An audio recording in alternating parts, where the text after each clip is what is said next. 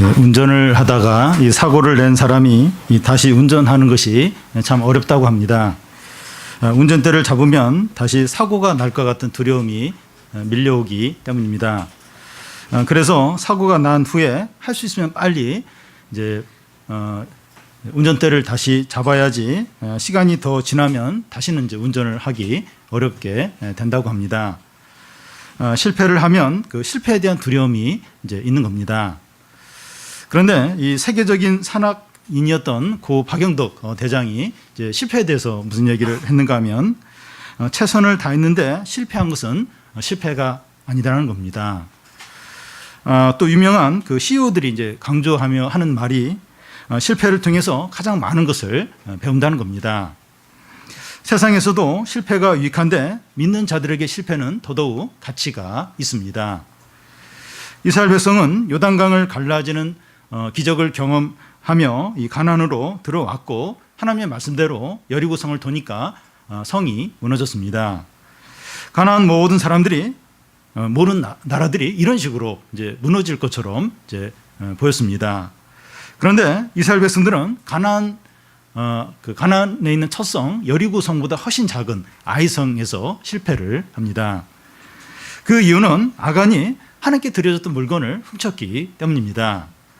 하나님은 아간의 죄로 인해서 이스라엘 백성들에게 진노를 하시고 아간의 죄가 처리되기 전까지는 함께하지 않겠다고 하셨습니다.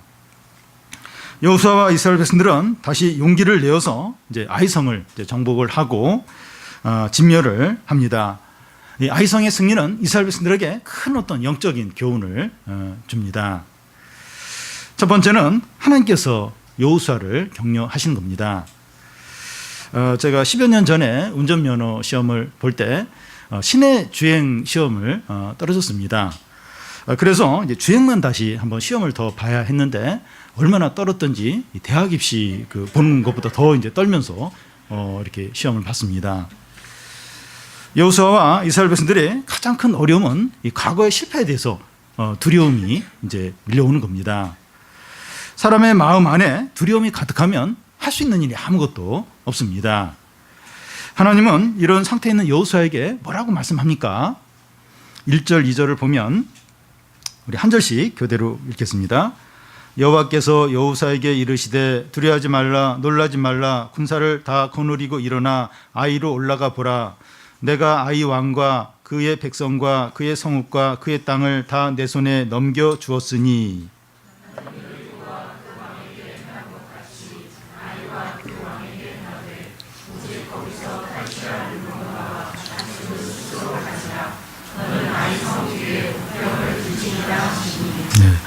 하나님은 먼저 두려워하지 말라, 놀라지 말라고 하십니다.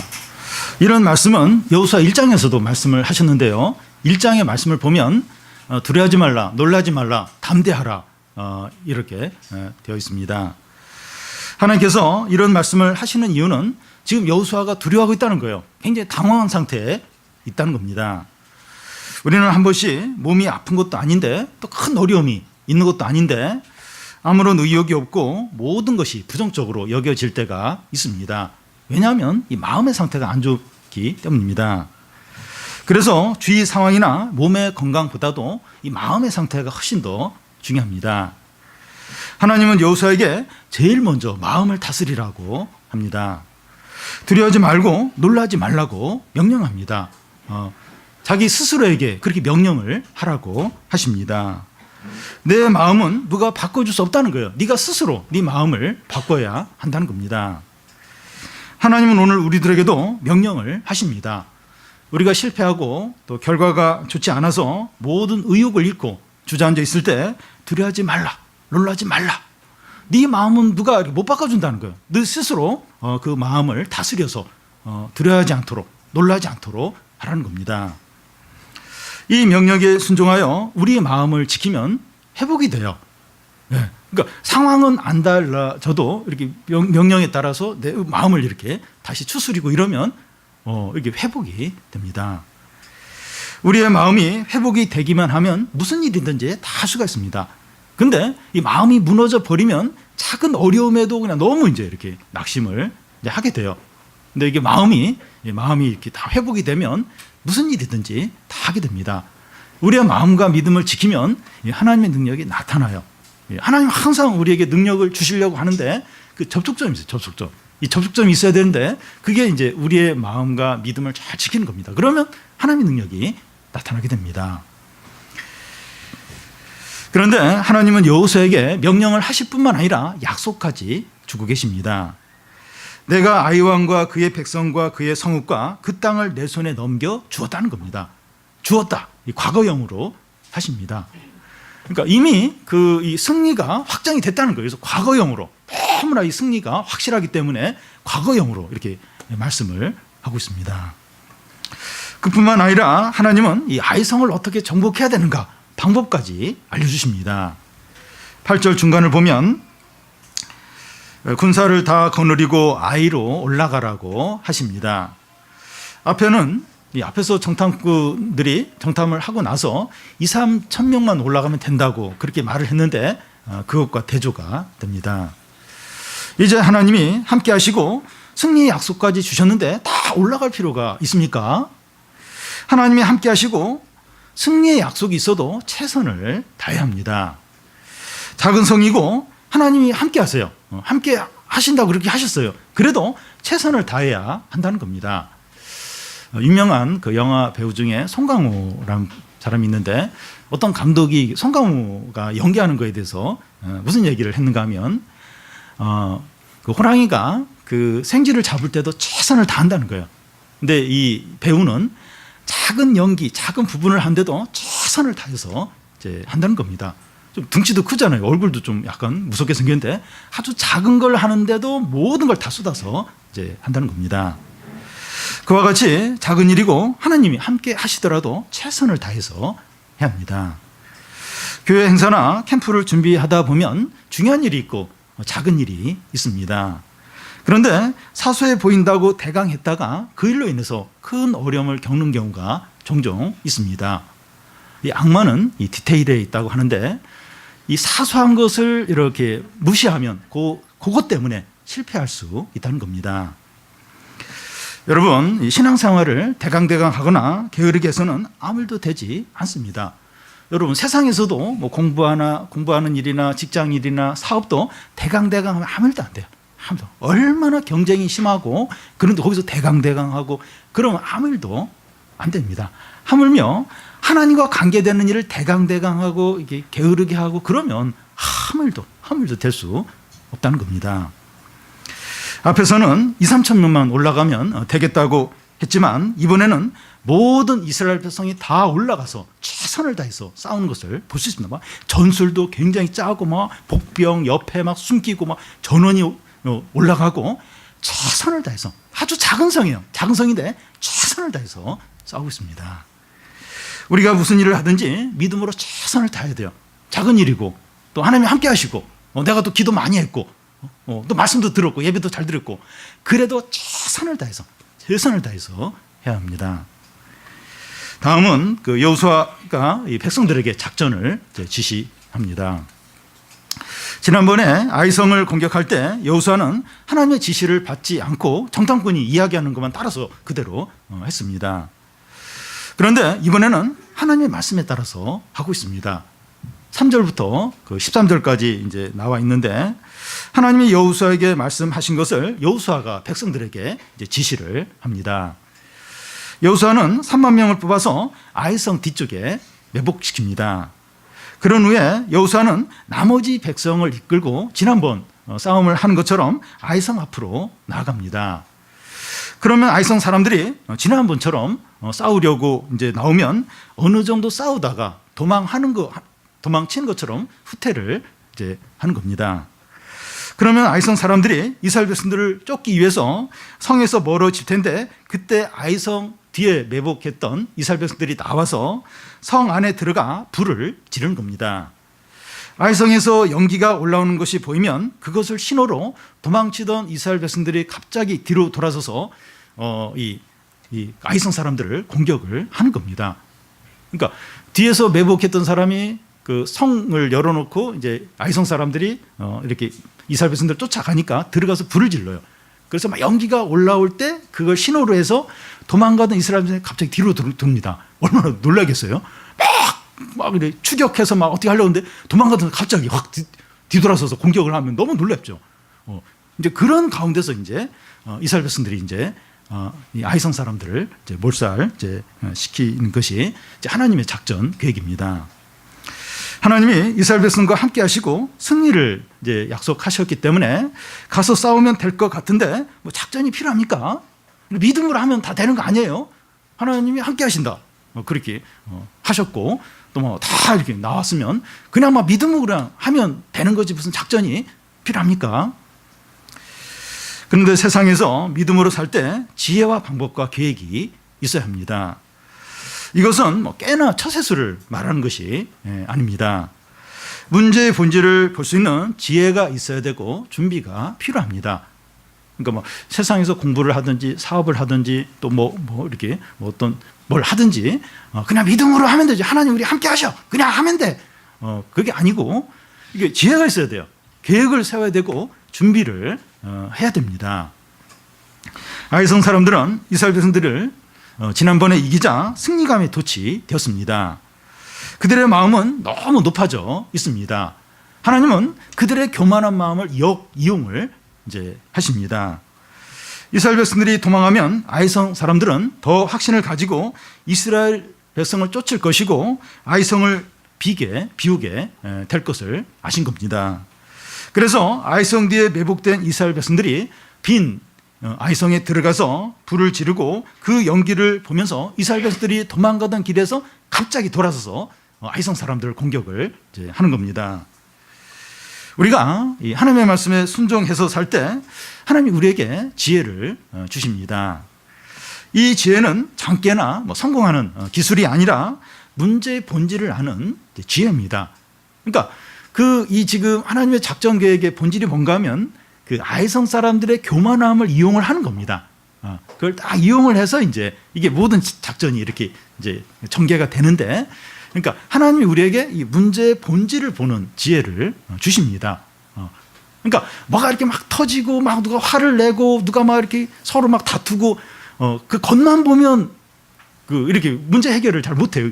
왜 이렇게 저 사람이 화를 내는가? 왜 저 두 사람이 저렇게 서로 다투는가? 그 원인을 이렇게 그 볼 수 있는 어떤 지혜가 이제 필요합니다. 무조건 믿음으로 막 밀어붙이면 되는 게 아니에요. 이렇게 지혜, 이렇게 판단할 수 있는 어떤 원인을 알 수 있는 그런 지혜가 이제 있어야 합니다. 이스라엘 백성이 아이성을 정복하려고 정명 승부를 했으면 물론 결국 이제 아이성을 이렇게 정복을 했겠지만 많은 희생자가 있었을 겁니다. 그러니까 막 벌떼같이 막 달려들어서 막 그러면 결국 이제 아이성을 정복을 하긴 하는데 많은 희생이 있다는 겁니다. 근데 이 아이성을 정복하는 것도 중요하지만 희생자가 안 생기는 게 중요해요. 이 하나님의 어떤 작전 계획이 이제 그런 겁니다. 세상에서 믿음으로 사는데 하나님의 지혜가 있어야 됩니다. 얼마나 지혜가 있어야 되는지 몰라. 이게 통찰력, 이렇게 판단할 수 있는 이게 이제 우리에게 있어야 됩니다. 이 지혜는 우리 하나님을 가까이 하고 말씀을 가까이 할 때 하나님이 주십니다. 전에 보니까 그 대학원에서 이렇게 상담을 이제 공부하는 분이에요. 박사 과정에 있고 실제로 상담을 하시는 분이고, 근데 교회 어떤 언니한테 그 언니는 뭐 공부도 이게 잘 한 분이 아닌데 자신의 뭐 그 부부 관계나 또 뭐 그런 문제를 상담을 받고 있더라고요. 그러니까 훨씬 많은 공부를 했어도 이게 문제를 보는 어떤 이런 지혜는 이제 부족할 수 있다는 거예요. 근데 뭐 일반 공부는 안 했어도 이렇게 하나님의 지혜를 가졌을 때, 하나님을 가까이 할 때, 이렇게 어떤 사람의 문제, 어떤 사람 관계의 문제, 가정의 문제, 이걸 이렇게 다 볼 수 있는, 원인을 볼 수 있는 그런 지혜가 있다는 겁니다. 그래서 우리에게 이런 지혜가 얼마나 이제 필요한지 모릅니다. 마지막으로 이 아이성의 함락입니다. 이스라엘 백성의 일부가 아이성 뒤에 매복하고 나머지 이스라엘 백성은 아이성 앞에 나갑니다. 아이성 사람들은 이제 이스라엘 백성들이 나오자 지난번처럼 싸우려고 성 앞으로 다 나옵니다. 14절부터 17절까지 한 절씩 교대로 읽겠습니다. 아이 왕이 이를 보고 그 성읍 백성과 함께 일찍이 일어나 급히 나가 아라바 앞에 이르러 정한 때에 이스라엘과 싸우려 하나 성읍 뒤에 복병이 있는 줄은 알지 못하였더라.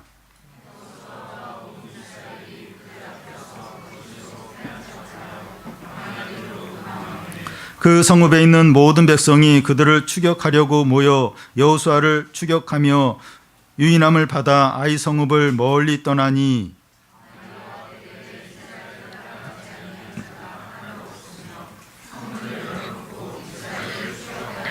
네. 아이 왕과 그의 백성들은 이스라엘 백성들이 지난번처럼 도망가는 것을 보고 확신하면서 쫓아갑니다. 대부분의 아이성 사람들이 이스라엘 백성들을 쫓았고 성문을 활짝 열어놓고 쫓는 겁니다. 아이성 사람들은 이 성 뒤에 이스라엘 백성들이 매복하고 있다는 것도 모르고 지금 이스라엘 백성들이 거짓으로 지금 도망치고 있다는 사실도 이제 모릅니다. 이번에는 완전히 박살내야지, 완전히 쓸어버려야지, 그런 열심으로 뒤쫓아갑니다. 대부분의 사람들이 다 이러합니다. 한번 이기고 결과가 좋으면 그것을 자랑하고 교만해지는 겁니다. 사람들은 너무 피상적인 것만 보고 근시안적으로 바라봅니다. 너무나 빨리 승리의 샴페인을 터뜨려 버리는 겁니다. 남북 정상회담이 끝났고 이제 북미 정상회담을 앞두고 있는데 이 정부와 언론이 너무 이렇게 감성적으로 이렇게 반응하지 않나, 이런 우려의 목소리가 있습니다. 사람들은 원하는 대로 된 것 같으면 너무 빨리 승리를 자축하는 경향이 있다는 겁니다. 아이성 사람들은 결국 어떻게 됩니까? 18절에서 21절까지 한 절씩 교대로 읽겠습니다. 여호와께서 여호수아에게 이르시되 내 손에 잡은 단창을 들어 아이를 가리키라. 내가 이 성읍을 내 손에 넘겨주리라. 여호수아가 그의 손에 잡은 단창을 들어 그 성읍을 가리키니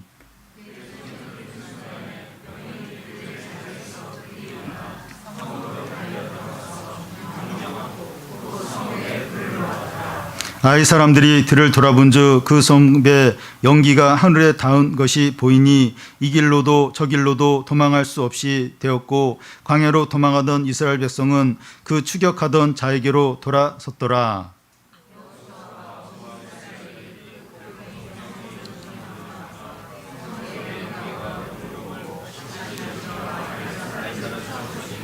네, 이 성은 불타고 아이성 사람들은 도관에 든 쥐처럼 포위를 당했습니다. 한 사람도 도망치지 못하고 죽임을 당하는 겁니다.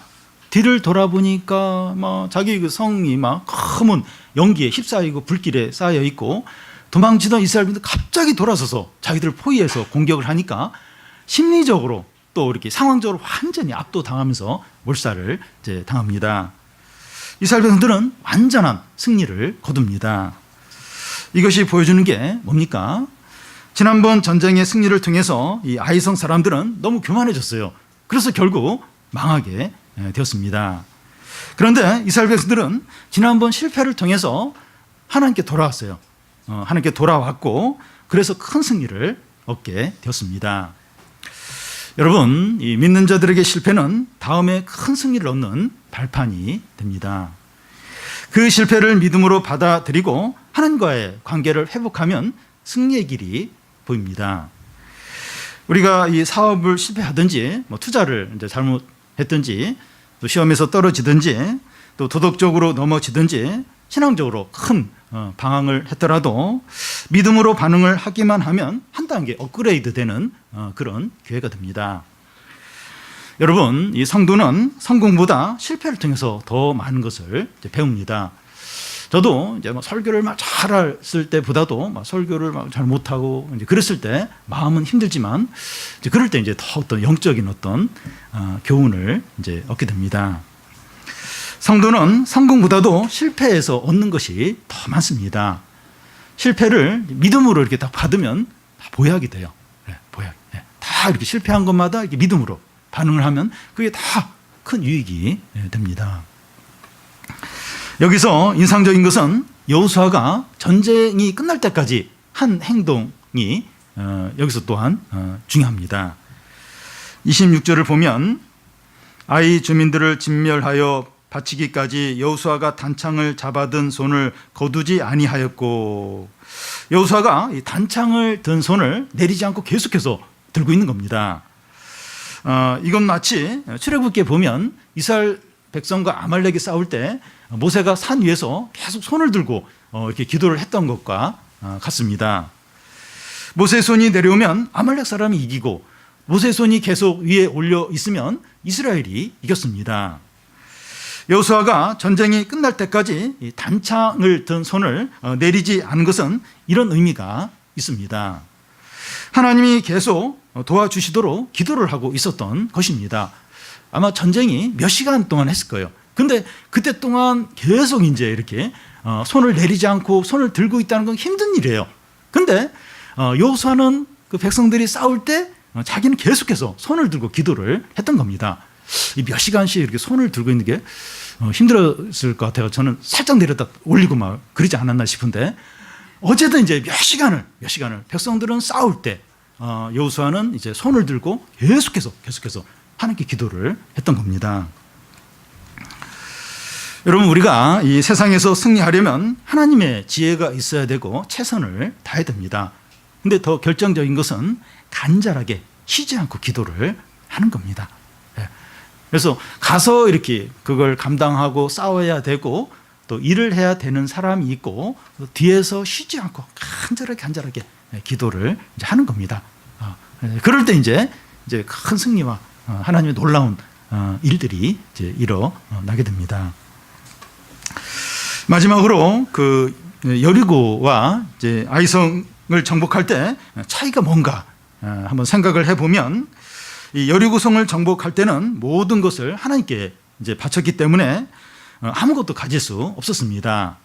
그런데 아이성을 정복할 때는 전리품하고 가축을 다 이제 가질 수 있었습니다.